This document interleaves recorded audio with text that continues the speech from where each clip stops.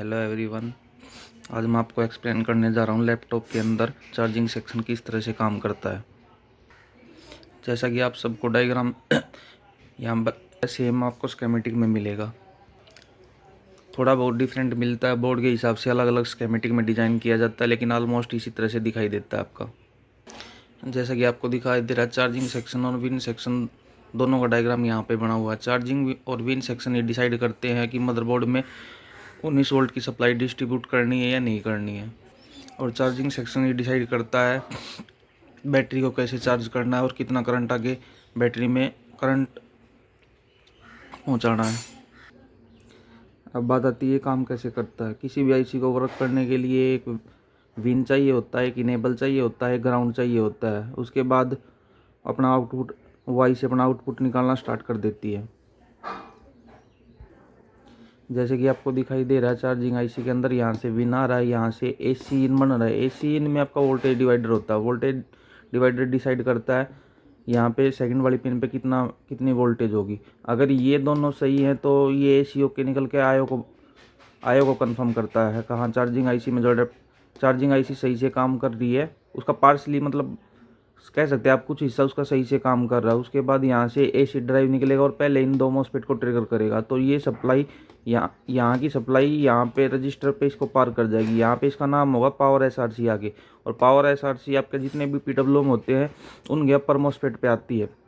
ये 19 वोल्ट की होती है, लेकिन ये पार तब करेगी जब आईसी से ट्रिगर होगा। आईसी इस अपर मॉसफेट को भी ट्रिगर करेगी, लोअर मॉसफेट को भी ट्रिगर करेगी, और इनकी स्विचिंग करवाएगी। ये स्विचिंग करवाएगी तो यहाँ से बीच से सप्लाई कोयल से पार करते हुए यहाँ से जाके बैटरी चार्ज होती है। इस मोड से बैटरी चार्ज होती है और इस मोड से डिस्चार्ज होती है। अब आती है बैटरी की पिन की। बैटरी की पिन पे 7-8 पिन होती हैं, किसी में ज़्यादा होती हैं, किसी में कम हो जाती है। बस कॉमनली 7 या 8 पिन तो मिलेंगी। 2 पिन आपकी पॉजिटिव होती हैं, 2 पिन आपकी नेगेटिव होती है। ये बीच वाली ये और ये पिन डाटा क्लॉक की होती है। ये वाली पिन आपकी टेम्परेचर की होती है। टेम्परेचर से हमें पता चलता है कितनी % बैटरी चार्ज हो चुकी है, और डाटा क्लॉक से हमें ये पता चलता है कितनी देर तक ये बैकअप देगी। वैसे चार्जिंग आईसी लेटेस्ट वाली 20 पिन से ज़्यादा होती हैं उसमें, और हर एक पिन का अपना अलग अलग काम होता है, लेकिन मैं आपको मेन पिन के बारे में बता दिया है।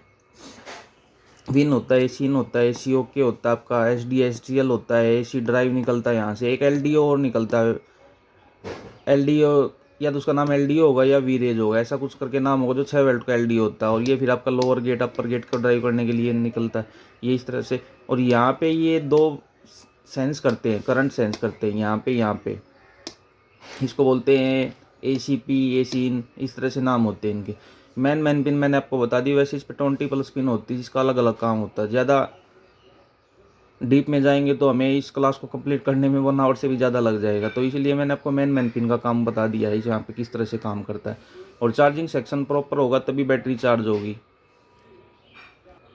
डाटा क्लॉक की लाइन पे आपको 3 वोल्ट मिलेगा, और 3 वोल्ट का पुल अप दिया जाता है ताकि डाटा आयो तक और आईसी तक कंटिन्यू चलता रहे। वरना अगर 3 वोल्ट का पुल अप नहीं दिया जाएगा तो वो डाटा क्लॉक में ट्रांसफ़र ही नहीं कर पाएगा डाटा। जब बैटरी से रिलेटेड कोई भी इशू आएगा तो हम चार्जिंग सेक्शन को प्रॉपर चेक करेंगे, क्योंकि प्रॉब्लम यहीं कहीं पे होगी। चार्जिंग सेक्शन की काफ़ी ज़्यादा इंपॉर्टेंस होती है। कई जो कॉमर्शियल मॉडल है, अगर वहाँ पे ये सीओ के आयो को नहीं जाएगा तो आगे फर्दर चीज़ें काम ही नहीं करेंगे। इसलिए ना चार्जिंग सेक्शन को हमें बहुत अच्छे से चेक करना होता है, और अच्छे से हम जब चेक कर पाएंगे जब हमें काफ़ी डीपली इसकी नॉलेज होगी।